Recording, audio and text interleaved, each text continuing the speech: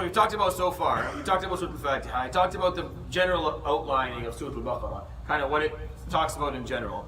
The divisions that is divided into introduction, the first part, and the second part. The first part is basically the first juz' of Surat Al-Baqarah, from ayah number 30 to ayah 141, like the end of the first juz'. And the message in it is very simple, and it's very obvious and very clear. It's telling you are a Khalifa. That's your job, that's your mission, that's who you are as a human, that's what you're here to do, that's why Allah subhanahu wa ta'ala created you, that's the purpose He brought you here to fulfill. And He gave you an example of Adam alayhi salam being the first Khalifa. He talked about Bani Israel, the people who were given the same job and made many mistakes for us to learn from, and then give you the example of those who were given the job and did it well, like Ibrahim and Yaqub alayhi salam. And the final part of that first chapter was advice for us. We talked about all that. The second part of Surat Al-Baqarah is the methodology of achievement, meaning when you're given a job, you expect someone to explain to you how you're going to do it or what tools you're going to use in order for you to fulfill this purpose or to achieve your goal. And the methodology that you're given is what is Islam itself, is all the rulings and all the halal and haram and all the things you're supposed to do and not supposed to do within Islam. And basically from the beginning of the second juz' of Surat Al-Baqarah, that starts, and we start hearing, and things change dramatically in Surat Al-Baqarah. If you're memorizing the first juz' of Surat Al-Baqarah, the second juz', they're very different. Like they're not similar at all. Because the first juz' was just telling you what to do and giving you examples of those who did it before you, mistakes that were made and proper things that were done. And then the second juz' changes, and now you hear about all these different ahkam, all these different rulings, and it's not done in a way that you would suggest. I mean, if you were to suggest the way this is going to be done, you'd probably start with salah, then siyam, then zakat, then hajj, then move on to this to certain rulings of finance, then maybe rulings of social regards, but that's not how the surah does. The surah actually goes from one issue, one topic to the other, and that's where we kind of start from details of the methodology regarding food, regarding behavior, regarding retribution, inheritance, and it goes from one thing to the other. It's not random.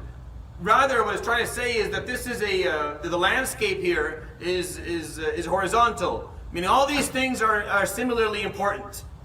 He's not going to give it from a priority perspective. The methodology is either taken as a whole or it's not. Either you take it all, and you hear that in Surah Al-Baqarah many times. أَفَتُؤْمِنُونَ بِبَعْضِ الْكِتَابِ وَتَكْفُرُونَ بِبَعْضِ. You're going to believe in a bit of it and then disbelieve in a bit of it. It doesn't work. This is a whole methodology. You have to take the whole thing. He doesn't start by the most important and moving on to the least important, because then you'll say, well, at least I took the first 80% of it and the last 20 I messed up. But no, he started talking about food. Then he moved on to something as intimate and as important as behavior. Then he went after that to something as simple as retribution, something that you don't really go through much in life. Then he moves on to inheritance. Then he comes back again to fasting, siyam. And you're like, where is the pattern? It's not. He purposefully, subhanahu wa ta'ala, didn't put it in a pattern to kind of show you that the landscape is horizontal. It's all the same. You have to take it all. Just take the whole thing. And it's presented to us through the struggle of life itself. Meaning you hear the whole, the ayat are being presented to us through either questions that are being answered or problems that have happened or may happen, making you feel that it's not going to be given to you as article number 1, article number 2, article number 3. No, it's going to be given through us within the struggle, because life is dynamic, and that's how things are going to be. There's a bit of chaos. It's a bit messy. Life in general is a bit messy, and the way this is going to be presented is more similar to life than to theory. We don't like studying theory because it's not practical. That's why we actually have these two things. We have the theory and then the practical. Why do we need two things? Shouldn't it be one? Why do we need two divisions all the time? Why is theory and the practice different? It just is, because as humans, that's how you like to present things. We like to present things all shiny and clean. Number 1, number 2, number 3, number 4. That's how we enjoy it. But that's not how it's done in life. Not even close. Not by a long shot. Life is much more chaotic. Just more dynamic, let's say. And when you read Surat Al-Baqarah, as it goes through the methodology, it doesn't go through number 1, 2, 3, 4, as clean and shiny as we would like to see it. It goes through it in the same chaotic sense that it will happen in life itself. Because in life, you'll go from one of these things to the other with no warning. Meaning, in your life, your life is not organized where you're going to have to deal with this issue in the morning, this issue in the afternoon, this issue. No, it's just going to happen all at once in this big mesh.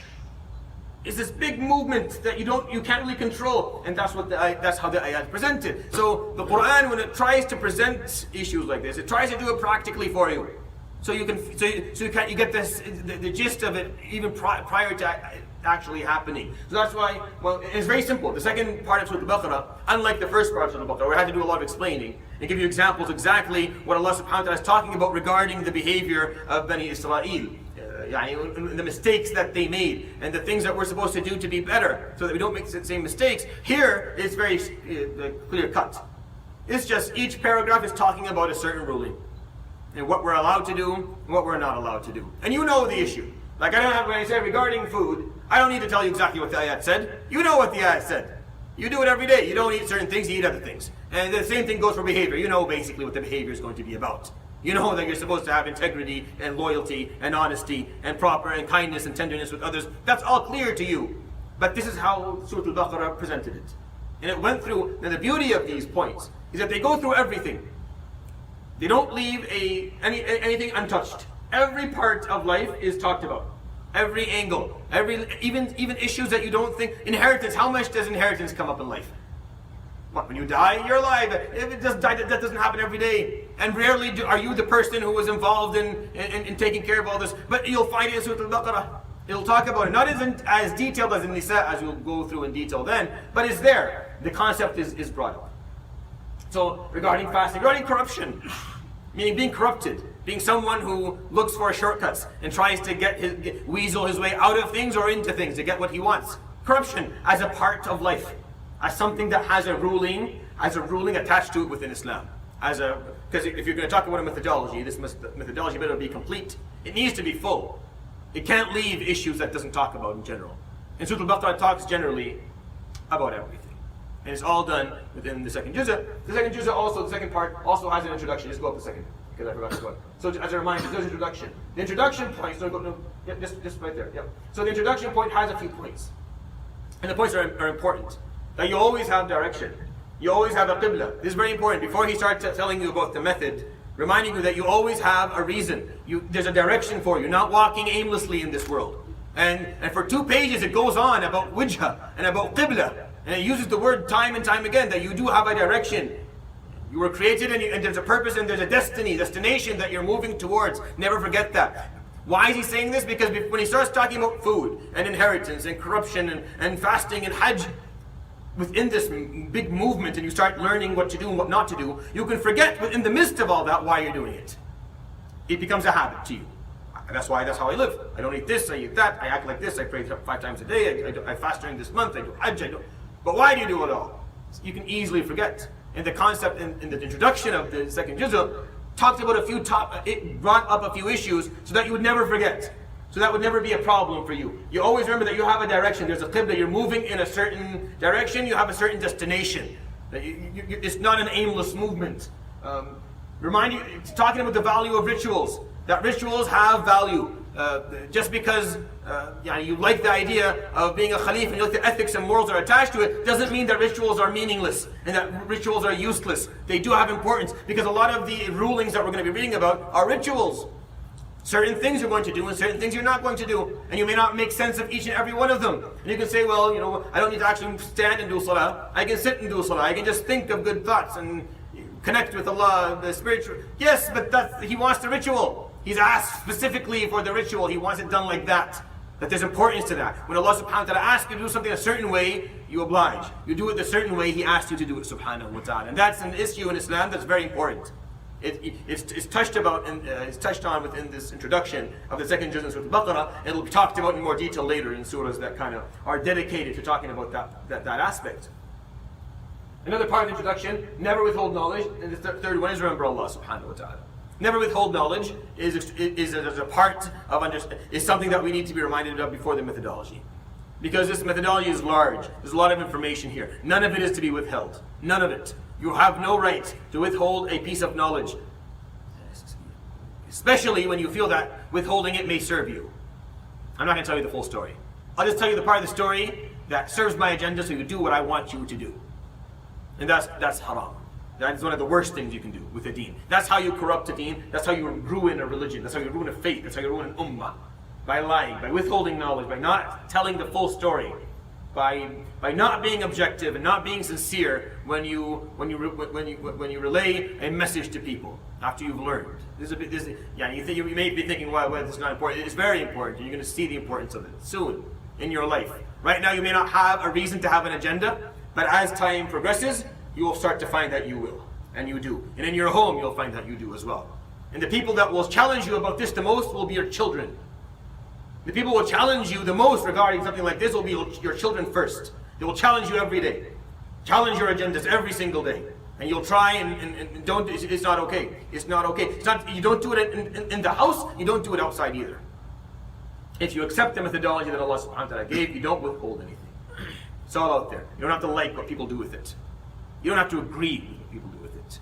You still have to share it. And the final thing is Allah. Never forget Allah subhanahu wa ta'ala. You're doing it for Him. That's why. He is the intention trigger. It's Allah subhanahu wa ta'ala. To please Allah, to be with Allah yawm al-qiyamah. Nothing else matters. Everything else is completely worthless. Anything else I tell you is just something to maybe motivate you a bit more. But nothing else matters really. It's just that the will, the desire to please Allah subhanahu wa ta'ala and be with Allah subhanahu wa ta'ala. Nothing else. Anything else I give you is just an addition. Something you don't really need. Stand with the Ummah, stand by Islam, it's all nice, but why are you doing all this? It's one reason and one reason only. It's for the sake of Allah. And that makes you remind yourself before you do something. With this action that I'm going to perform in a few minutes, would it really please Allah subhanahu wa ta'ala? And that's a fresh perspective. Yes, He told you certain things don't eat, behave in a certain way when it comes to corruption, and that's all good, and you should follow the rulings. But before you follow the rulings, you always have that part of the introduction to remind yourself, would this actually please Allah, the way I'm doing it? And that challenges you for a moment. Would it really please Allah? Then you'll stop for a second, well, I don't feel like it. For some reason, I don't feel like this is pleasing Allah. I don't know why. Even though it seems to be a part of the faith, then you go and ask questions. You find out they've been doing it wrong, maybe. Or the intention behind it was not proper, or this is not the right timing for it. Very important part is the introduction of this second juz'ah. Talked about a few points that should be carrying in your mind as you're hearing him talk about regarding this and regarding that, and this obviously. So let's move on. So we arrived, I think, regarding, so we talked bearing arms for the sake of defense. So we talked about that. The first ayah being, وَقَاتِلُوا فِي سَبِيلِ اللَّهِ الَّذِينَ يُقَاتِلُونَكُمْ, and fight for the sake of Allah those who fight you. This is the first time fighting came up in Quran. The first time it was ever touched upon. The first time the word qital actually was read, if you're starting from the beginning of the Mus'haf and going forward, this is the first time you'll hear the word. The first time you hear it, this is the context that you're listening, that you're hearing. And fight for the sake of Allah those who fight you. وَلَا تَعْتَدُوا, and do not transgress. إِنَّ اللَّهَ لَا يُحِبُّ الْمُعْتَدِينَ. Indeed, Allah subhanahu wa ta'ala does not love those who transgress. This is the anchor verse regarding, this is what you hold every other verse to, because it's the first one, and it's the clearest one of all. وَأَتِمُّوا الْحَجَّ وَالْعُمْرَةَ لِلَّهِ. From that ayah, basically to ayah number 203, all these ayat are just talking about Hajj, and the rituals of Hajj, and what's acceptable in Hajj and what's not acceptable in Hajj, just the ritual of Hajj and how it's supposed to be done. Now you can go back to the theme. We won't need to use this too often because they're pretty simple. Regarding hypocrisy, from ayah 204 to ayah 214. Talking about nifaq. وَمِنَ النَّاسِ مَنْ يُعْجِبُكَ قَوْلُهُ فِي الْحَيَاةِ الدُّنْيَا وَيُشْهِدُ اللَّهَ عَلَى مَا فِي قَلْبِهِ وَهُوَ أَلَدُّ الْخِصَامِ وَإِذَا تَوَلَّى سَعَى فِي الْأَرْضِ لِيُفْسِدَ فِيهَا. And some people, you like the way what they say, you like the way they say it, but inside their hearts is a whole different issue. Their hearts are filled with disease and with hatred. And when they walk away, everything that they do causes corruption in this earth and causes harm. And if you remind them of Allah, وَإِذَا قِيلَ لَهُ اتَّقِ اللَّهَ أَخَذَتْهُ الْعِزَّةُ بِالْإِثْمِ. This is a very scary one. وَإِذَا قِيلَ لَهُ اتَّقِ اللَّهَ. It's ayah number, right there, 206. And when you tell someone like that, this is one of the hallmarks of a hypocrite. When they're told, fear Allah in what you're doing, think of Allah, be someone of piety. أَخَذَتْهُ الْعِزَّةُ بِالْإِثْمِ. If they're sinning or doing something wrong, they become more and more arrogant regarding their sin. أَخَذَتْهُ الْعِزَّةُ بِالْإِثْمِ. It's a very specific phrase in the Quran. You don't find anywhere else. When we make mistakes and when we sin, and Allah subhanahu wa ta'ala is generous enough to send our way someone to remind us of that, or to point it out to us, we are stuck in one of two options in front of us. Either we are humble enough to accept, correct, this is wrong. The way I behaved, what I said, what I'm doing is not proper and not fit. Or vanity and arrogance kick in and we begin defending our mistake. And we begin pointing out the mistakes of the person in front of us. And we begin justifying why we're doing it. And we turn this into a lifelong problem. And we start going, if you've ever been in a situation where you're looking for a sheikh to try and prove that what you're doing is right, then you fell into this at least once before. At some point, we're looking to text someone to try to prove that what you were doing was right, and you're hoping that he says yes. If he says no, then you look for another sheikh immediately because you want to hear that someone agrees with the wrong thing that you were doing. Then you fell into this. This happened before. It's one of the in these verses that we're reading, verses regarding hypocrisy, because even hypocrisy is an issue. The methodology, the second juz talks about everything. We'll talk about every aspect of the deen, every aspect. We'll go through every aspect with no exceptions. And hypocrisy is one of them. And it doesn't come in a section where it's talking about spiritual or behavioral issues. No, it comes in the midst of talking of Hajj. And then right after is going to be something that has nothing to do with it at all. It's just, and that's how Surat Al-Baqara puts it together. It's a horizontal landscape of just things to do and not to do and how to behave. They're all similar. You cannot accept one and not accept the other. I always imagine that if he had talked about them subhanahu wa ta'ala al-Baqarah in a vertical way, starting with the most important and moving down, then it'd be very easy for us to overlook the ones that came at the end. Because these are not as important. From a priority perspective, they're not priority-wise, they're not very important. He talked about them last, subhanahu wa ta'ala. But here, no, that's not how he did it. He talked about things from all over, because they're all the same. If you've accepted Islam as your method, as your way of life, then you accept all of it. You just take it all.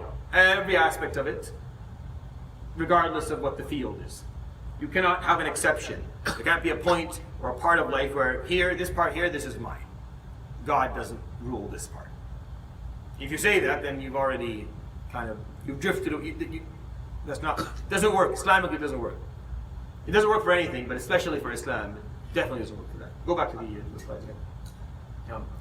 So it's something to kind of think about. The point after that, regarding charity, from so ayah number 215, for example, when he says, subhanahu wa ta'ala, يسألونك ماذا ينفقون قل ما أنفقتم من خير فللوالدين والأقربين واليتامى والمساكين وابن السبيل. They ask you, what do we spend our wealth on, what we don't have, what we don't need. قل ما أنفقتم, what you will spend from khayr, then for your parents, and for those who are related to you, and for orphans, and for those who are in need. Start with your parents and move on to those who are, your circle gets bigger. Your khayr goes to those who are the closest to you. And then once you've done that, you move your khayr outside the circle. The circle gets bigger as you move along. You don't start with someone far away when you have people right beside you who are in need. Specifically when we talk about relatives and kin. Those who you have kinship, you don't move outside before you take care of them first. Even if that's something that we don't necessarily like, but it's still a very important part of the deen. Ayah from 216 to 218. Regarding bearing arms for the sake of freedom of religion. There's two bearing arms in Surat Al-Baqarah. And they're talked about separately in two different parts. 195, going back a few verses before, from 190 to 195, subhanahu wa ta'ala spoke about bearing arms, but for a reason that was different than the reason for this one. There it was in defense. وَقَاتِلُوا فِي سَبِيلِ اللَّهِ الَّذِينَ يُقَاتِلُوكُمْ. When you are transgressed against, then you fight back. Then you fight back and you defend yourself and you don't transgress against others. Then it was talked about again in a separate paragraph, as we see here, from 216 basically. But it's for a different reason. كُتِبَ عَلَيْكُمُ الْقِتَالُ وَهُوَ كُرْهٌ لَكُمْ وَعَسَىٰ أَن تَكْرَهُوا شَيْئًا وَهُوَ خَيْرٌ لَكُمْ وَعَسَىٰ أَن تُحِبُّوا شَيْئًا وَهُوَ شَرٌ لَكُمْ وَاللَّهُ يَعْلَمُ وَأَنْتُمْ لَا تَعْلَمُونَ. It's been mandated upon you that you will fight. And many times, that's what I was saying, and many times you will hate something that is good for you, and you will love something that is not good for you, and you don't always know, but Allah subhanahu wa ta'ala does. You don't always know what's actually good for you. We don't have the ability to always know what is going to be in our best interest. Then the ayah after that continues, يَسْأَلُونَكَ عَنِ الشَّهْرِ الْحَرَامِ قِتَالٍ فِيهِ قُلْ قِتَالٌ فِيهِ كَبِيرٌ. The story here is actually quite interesting. See, the Prophet ﷺ once sent a group of the Sahaba on a mission, and they were supposed to go and do this mission, and it was during the Ashhur al-Haram. was during the sacred months, and he told them, "Do not, it's the sacred months, don't harm anyone. Just bring me information." It came back, come back, and what happened was that there was actually a fight that went between them and the others, and someone was killed in the midst. They were ambushed, and they fought back, and they ended up killing someone, and this became a problem. And they came back to the Prophet ﷺ, and he was very angry. The man who led the Sariyah, his name was Abdullah ibn Jahsh radiallahu anhu, and this was a great Sahabi, and for the rest of his life he died in Uhud. He would always say that I never forgave myself for how angry I made the Prophet ﷺ because I didn't listen to what he told me to do. He was very clear with him in terms of his command. So don't cause any problems, don't hurt anyone. And then they started saying, the Quraysh loved this because they started to use it. Muhammad's killing people in the sacred months. He's acting like he's reviving the heritage of Ibrahim alayhi salam, and he's going around and he's doing all the haram things that Ibrahim said not to do.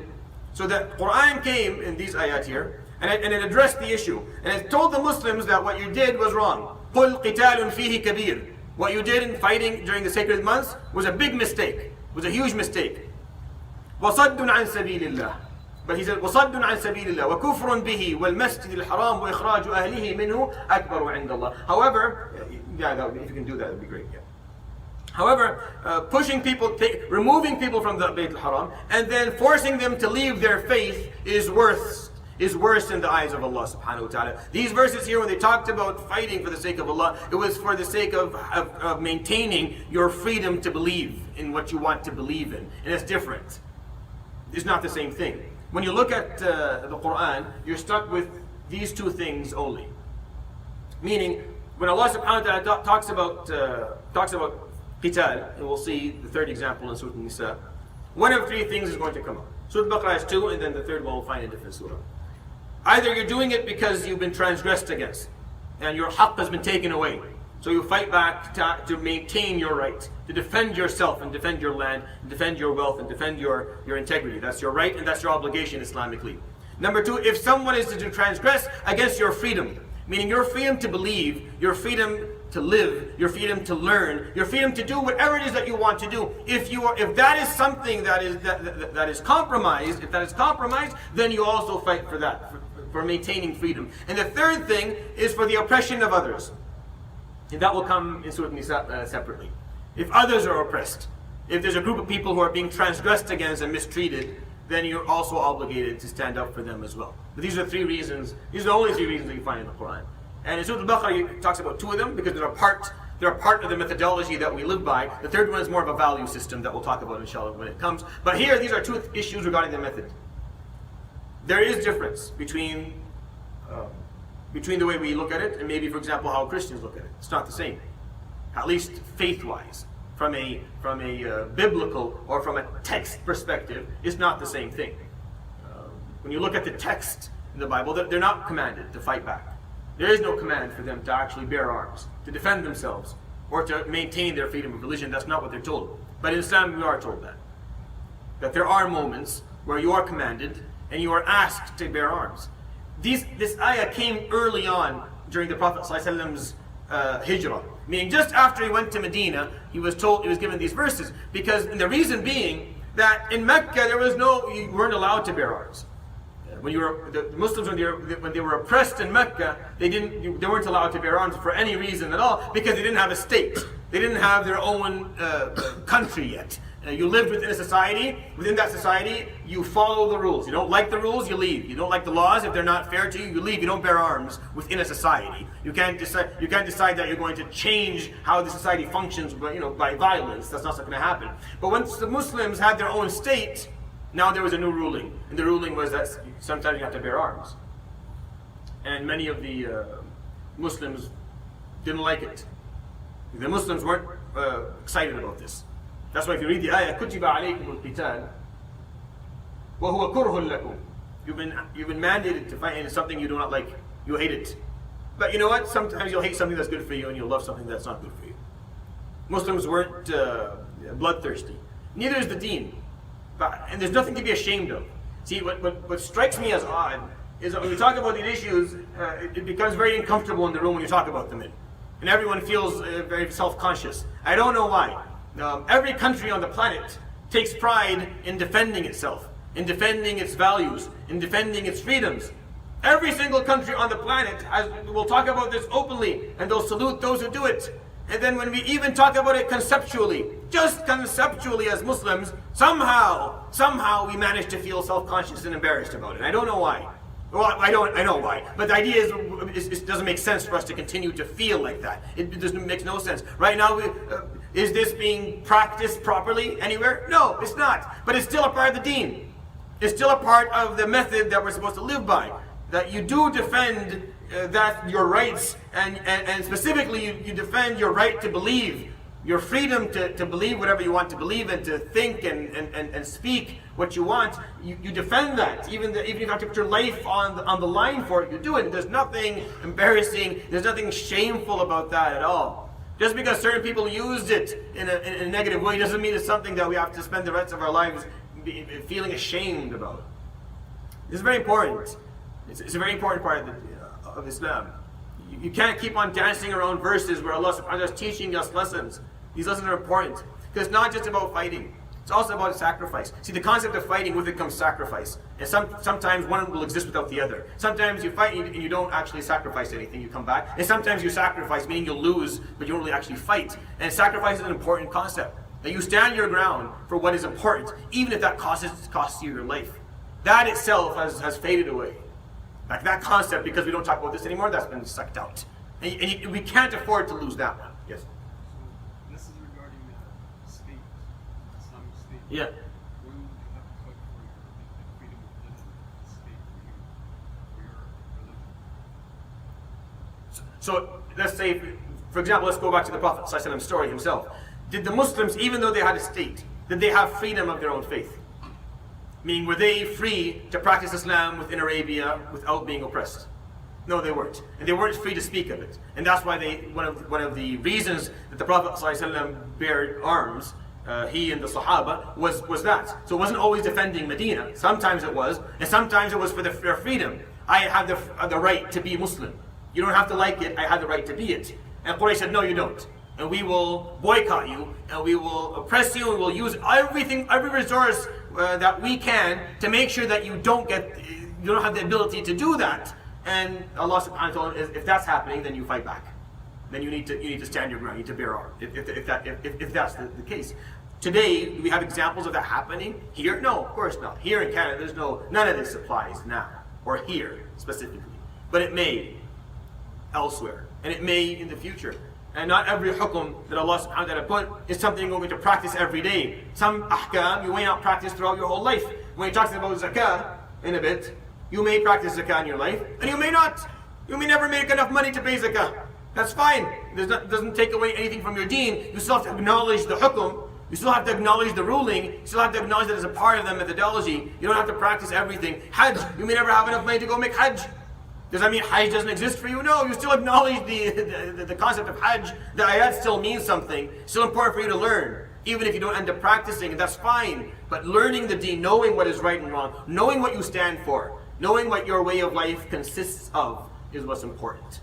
And yeah, again, talking about this issue specifically is its own lecture.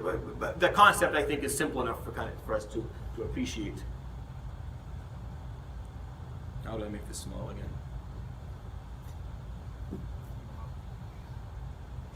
Okay, good, perfect. That's good. No, that's not what I wanted. It's a different window. Okay.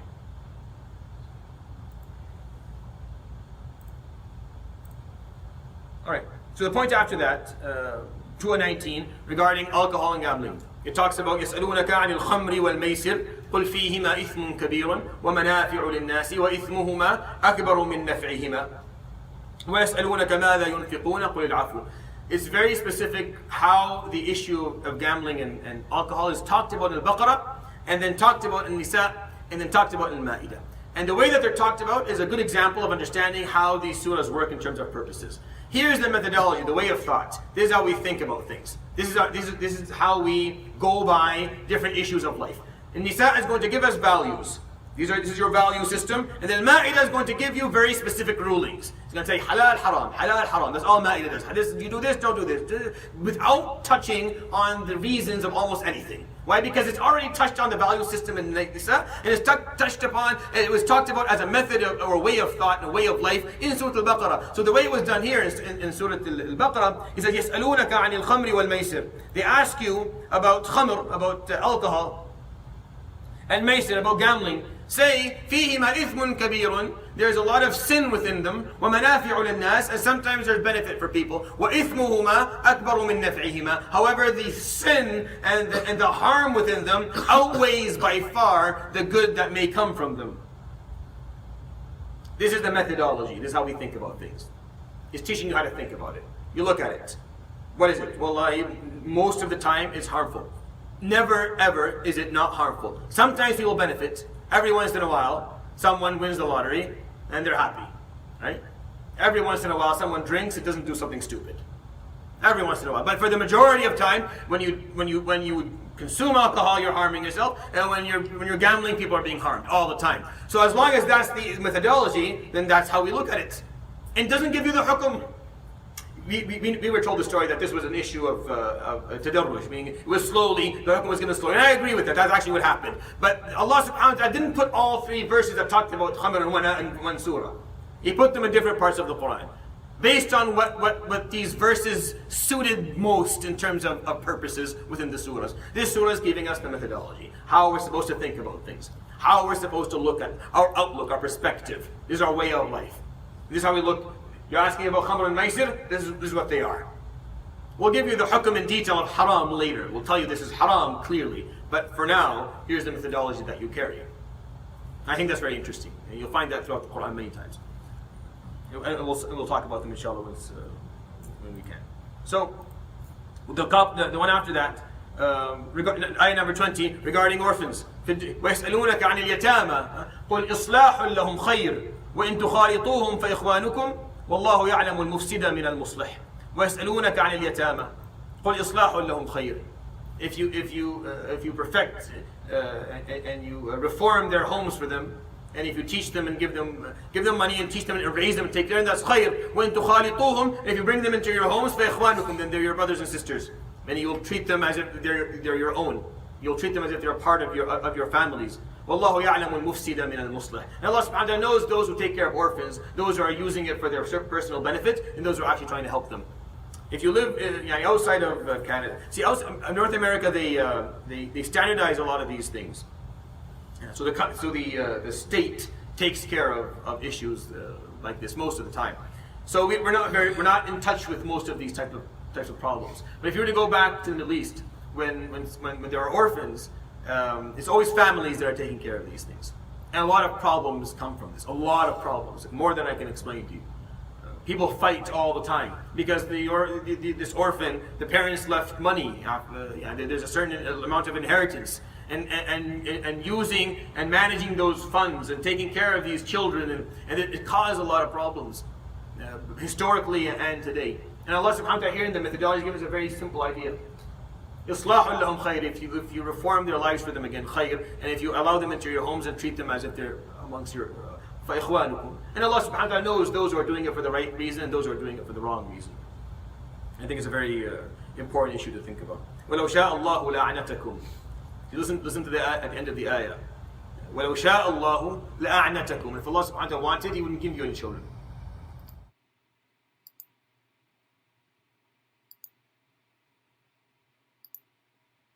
Look at it, when you look at an orphan and you say, no, I don't want to take care of this one. I want my own. Well, if you wanted subhanahu wa ta'ala, you would have, a'anatak, you'd never get married, you'd never have children. And then what you would have said. Understand what we're trying to say, subhanahu wa ta'ala? Before you say, no, I'm not going to be involved, or you're not going to love this kid or this orphan as much as you would love your own. You're not going to treat them the same way you would treat your own. Well, Allah subhanahu wa ta'ala, if He wanted to, He could have, deprived you of ever having offspring yourself. So think about that maybe before you overlook something like this. Again, the way Surat Al-Baqara talks about things is you find it, وَيَسْأَلُونَكَ, every couple of minutes, وَيَسْأَلُونَكَ, they ask you. That's very dynamic. It's telling you, see, it's a problem of life. It's not saying number 1, 2, 3, 4, 5. It's وَيَسْأَلُونَكَ, they ask you, this is the answer. This is how you're supposed to look at it. This is your perspective of it. This is the methodology, this is the system, the life system that you're going to use to deal with these problems. It's showing you that these are issues of practicality. Allah Ta'ala. The one after that, regarding marriage, intermarriage relations, divorce or death, and getting engaged. Meaning everything from these are the ayat that the Huffaz find difficult. If you try to memorize the Quran, you'll come to these ones and then you'll change your mind. Starting from وَيَسْأَلُونَكَ عَنِ الْمَحِيضِ وَلَا تَنْكِحُوا الْمُشْرِكَاتِ حَتَّى يُؤْمِنْ, ayah number 221. And then you keep on going from 221 to 237. It's quite a long chapter. It's almost exactly 4 pages, or just 4 pages short of an ayah, and it just goes through all the issues of what's okay, who's okay to marry, who's not okay, talking about divorce, talking about intermarriage relationships, talking about whether it ends with divorce or if it ends with a spouse passing away, and how to deal with all these things, how to get engaged, what to say, what allowed to say. So it kind of covers all those aspects of marriage. And I'll talk about a few of these ideas. وَلَا تَنْكِحُوا الْمُشْرِكَاتِ حَتَّى يُؤْمِنْ. And here was a hukum that was given very clearly, that you're not to marry someone who is a pagan, or someone who does not believe in Allah subhanahu wa ta'ala. Later, this hukum, or this concept of saying that you marry Muslims, you don't marry non-Muslims, was modified in Surat Al-Ma'idah. We'll talk about that then. It was modified slightly in Surat Al-Ma'idah with a twist to it. But the concept being at the beginning of the da'wah of the Prophet ﷺ in Medina is that Muslim men will look for Muslim women to marry, and Muslim women will look for Muslim men to marry. And that's all they really had to go by. And then the small modification was made later in Surat Al-Ma'idah. والمطلقات آية 228 والمطلقات يتربصن بأنفسهن ثلاثة قروء ولا يحل لهن يكتمن ما خلق الله في أرحامهن. Talks about how much time a lady who's divorced spends before she's allowed to marry again. الطلاق مرتان فإمساك بمعروف أو تسريح بإحسان. Talking about divorce, that is twice. You divorce twice, so you marry, a divorce happens, you can marry again, then divorce happens, you can marry again the same person, but after that, the third time, it's permanent. You can never go back into a relationship with this person again. فَإِمْسَاكٌ بِمَعْرُوفٍ. So either you hold on to this relationship بِمَعْرُوف, with good wills, good intentions, and good behavior, أو تسريح بإحسان, or let them go with ihsan, with excellence, and with good behavior as well. And the ayat goes to talk about all the details of how that's halal and what's allowed and what's not allowed. Basically, coming to the ayat 237, going through these actually from a fiqh perspective would take us maybe a year and a half to go through all these verses, because you have to actually take them all and then break down all the rulings that are attached to what's okay regarding marriage, what's not okay, what's proper to say, what's not. But I'm going to give you an example of an ayat that I think is important that we don't look at very often. So ayat number 235, he says, ولا جناح عليكم فيما عرضتم به من خطبة النساء أو أكننتم في أنفسكم علم الله أنكم ستذكرونهن. There's no haraj, there's no problem upon you or mistake that is held upon you regarding showing interest in getting engaged to a sister. أو أكننتم في أنفسكم, whether you make it semi-public or you keep it within your heart. علم الله أنكم ستذكرونهن. You know subhanahu wa ta'ala that you will speak of them at some point, and you will bring this up. And this, the ayah after is what I want to touch base on. This is what he says. ولكن لا تواعدوهن سرا إلا أن تقولوا قولا معروفا. Don't speak to them privately unless you're going to say قول معروف. You're going to say something that the word ma'ruf is in a big and important linguistic complex that we have in the Quran. If you remember, when I gave an introduction to this whole series, I told there's a few concepts that I'll remind you of as I go along. One of them, that there are linguistic complexes. There are words, phrases, figures of speech that you'll find in the Quran. They're very specific, very important. You understand what they mean. So whenever you hear the word ma'ruf in the Quran, it's very important that you understand what he means, subhanahu wa ta'ala, by it. Ma'ruf is everything that is khayr, that people identify as khayr, socially. So anything that is good, that is identified by the society around you as good. Some things are good that people in society don't identify as good. Like something is khayr, but right now, socially, it's not seen as khayr. For whatever reason, it's not seen as khayr. And that's not ma'ruf. That doesn't fall under ma'ruf. Ma'ruf is everything that is khayr, that people within society will easily point out and say that's a good thing. I mean, these are maxims, they're self-evident concepts that we all agree are good. So, لا تواعدوهن سرا. He's saying, do not speak to them privately unless you will say something ma'ruf. What will come from what you will say is something that is khair, that anyone in society, anyone will hear and say that's a good thing. That's khair right there. What was said is something khair. Are you understanding what I'm trying to say? ولكن لا تواعدوهن سرا إلا أن تقولوا قولا معروفا. The way I see it, and I'll tell you how I view this concept importantly. There's nothing wrong Islamically for a mature young man and a mature young woman to speak amongst themselves of marriage. There's nothing wrong with that. Culturally, maybe there is. Maybe culturally, depending on the family you come from, this is something that could have you beheaded. I don't know. It could be. But Islamically speaking, if a mature man would ask a mature woman for marriage, or the opposite, that's fine, as long as they follow this simple concept. إِلَّا أَن تَقُولُوا قَوْلًا مَعْرُوفًا. When you speak with them privately, you only say something that is ma'ruf, that is of khair, that everyone agrees is khair. You can't say anything that could be understood in a negative way. Meaning you have to be extremely professional and extremely proper when you speak to them privately. You see, if you didn't put the illa, then I would tell you, I would be giving you a different story. وَلَكِنْ لَا تُوَاعِدُهُنَّ سِرًّا. And, done, do not speak to them privately ever. And then I would continue, so you're never allowed to do it. But that's not what the ayah is saying. It gives an exception. You don't do it unless you're going to make sure you only say something that is ma'ruf. And if that is the story, then that's fine. And that's fine. Because Islamically speaking, there's nothing wrong with a man and a woman speaking about marriage in a positive way, in a ma'ruf way, even if not everyone in the world knows about it. Islamically, there's nothing wrong with that. Culturally, that's different. Culture and religion collide a lot. They do. They really do collide. And many of you listen to this and don't like it. That's not my problem. This is what the ayah says. It's your choice. You don't have to like this. This is what the ayah actually says. And you can go and look into the tafseer and say, but this ayah is regarding women who lost their husbands specifically. You can't prove that. That is unprovable. You cannot prove that this ayah is not generalized. You cannot do it. You'll try and you will fail because there's not enough evidence for you to actually be able to do that. That is very simple and very clear. To make it more difficult for you to disprove this is that the Prophet ﷺ himself got married because a lady approached him. He didn't approach Khadija, she did. She approached him. So when he got married, he was the one who was pursued. He didn't go and ask for you to talk to Khadija. Khadija sent someone to talk to him. So when you look at the Prophet ﷺ's life and the seerah of the Sahaba, this was something very, very normal. It was very, very simple. For a man or a woman to see someone else and say, I'm interested in halal, I'm interested in marriage. Am I someone interesting to you, for you? Is this something interesting? Am I of any interest? No. Okay, I move on. Men had enough self-confidence not to care if women said no. Unlike today, they'll cry for 4 days and need therapy, worth of, if there be, no, they're fine. You don't want me? That's fine. Malak b'tayyib nasib. It's your loss. I move on to whoever's next. And women didn't care either whether they got, because there was enough self-confidence within who they were, and they understood that this is an issue of nasib. Meaning this is what marriage is a very complex issue.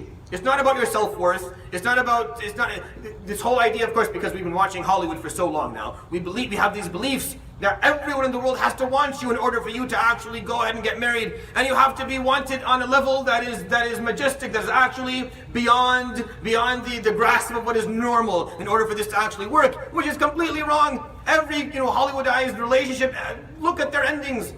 Every movie ends when they get married. Right? Every movie, that's when it ends. When they're standing there and he says, I announced you, and then it ends. Why are you ending it now? Then show me 25 years into this. Then I'll be impressed. I'll be impressed 25 years into this if they still have the same. So we don't understand how this works. And because we don't understand how this works, this ayah doesn't make full sense to us. But it should. Because it's very simple. Marriage shouldn't be as difficult as it is today. These verses, I advise you, now that you know where they are in the Quran and that they talk about the methodology that we live by, go and read them. They talk about the whole issue. It's very open. The Quran talks about marriage and engagement and divorce and losing your spouse very openly. These things happen all the time. You ask, you get engaged and then you leave and then you get married and then you get divorced and people, it's just life, this happens. But the way we grew up is that no, everyone's marriage is mediocre. The point after that is regarding prayer from 238 to 239. حافظوا على الصلوات والصلاة الوسطى وقوموا لله قانتين فإن خفتم فرجالا أو ركبانا فإذا أمنتم فاذكروا الله كما علمكم ما لم تكونوا تعلمون. Hold on to all your prayers, preserve them, especially the middle prayer of the day, and stand to Allah subhanahu wa ta'ala qaniteen, with full submission and acceptance and love for Him subhanahu wa ta'ala. And if you're in a state of fear, then pray whether you're walking, or pray if you're sitting, if you're riding your horse, and pray while walking or riding if you're in a state of fear and you can't. And again, these are going to be detailed. This is going to be detailed again later in Surat Al-Nisa, but the concept is there, the perspective is being given. You always preserve your prayer, you always pray regardless of the situation that you're in. You may say, well, why didn't he detail the ritual of prayer in Surat Al-Baqara? Well, because the concept of prayer is repeated so many times. At least 15 times, the concept of iqam al-salah or salah is repeated in Surah Al-Baqarah, so there's no need to go into the details of the ritual. However, siyam, for example, is not talked about in Surah Al-Baqarah a lot. That's why the one time it is, there's details. The same thing goes for hajj, the same thing goes for zakah. However, salah is repeated so many times, and at the beginning of the surah, even, and towards the end, all throughout the surah, from the beginning to the end, that there's no need to go into the details of how it's going to happen. That's going to be something you're going to learn from the Prophet ﷺ later, and there'll be details to follow in other surahs. Then regarding women's personal freedoms from 240 to 42, وَالَّذِينَ يُتَوَفَّوْنَ مِنْكُمْ وَيَذَرُونَ أَزْوَاجًا وَصِيَّةً لِأَزْوَاجِهِمْ مَتَاعًا إِلَى الْحَوْلِ غَيْرَ إِخْرَاجٍ فَإِنْ خَرَجْنَ فَلَا جُنَاحَ عَلَيْكُمْ فِيمَا فَعَلْنَ فِي أَنفُسِهِنَّ مِنْ مَعْرُوفٍ. It's talking about some of the ritual, some of the laws regarding when a woman is widowed and her husband passes away. And then in the middle of the ayah there's فَإِنْ خَرَجْنَ, and if they choose to leave their homes, فَلَا جُنَاحَ عَلَيْكُمْ فِيمَا فَعَلْنَ فِي أَنفُسِهِنَّ مِنْ مَعْرُوفٍ. You don't have the ability to control them or to deny them their rights to leaving their house and pursuing a job or pursuing another marriage or pursuing whatever they want to pursue in the name of religion or the name of the fact that you're scared for her, unless she is engaging herself. Look, the word ma'roof is there again, min ma'roof. As long as she's not doing something that is socially out of the norm, then you have no reason, you have no right to deprive her. And this ayah was problematic at the time it was revealed, because it's talking about the rights of women, the freedoms the women that didn't have during the time, and it's attesting to their personal freedoms that they were denied during a certain point in history, and sometimes still are. So if you take a look at what we've talked about so far, look at the details of the methodology regarding food, behavior, retribution, inheritance, fasting, corruption, bearing arms for the sake of defense, hajj, hypocrisy, charity, bearing arms for the sake of freedom of religion, alcohol and gambling, regarding orphans, regarding marriage and all the relationships that come before it, during it, and after it, regarding prayer, regarding women's personal freedoms. All these issues are details of the methodology of Islam that you're going to use to fulfill your goal, your purpose as a Khalifa, and it's talking about them sporadically to give you a mosaic of issues that are all equally important. Yes, there are priorities, but they're all important in the deen. You can't choose one and leave out the other. And we're going to be continuing, inshallah, to talk about the rest of these points in the next halaqah. Subhanakallah bihamdik, la ilaha illa ant, astaghfiruka wa atubu ilayk, wa sallallahu ala sayyidina Muhammadin wa ala alihi wa sahbihi ajma'in.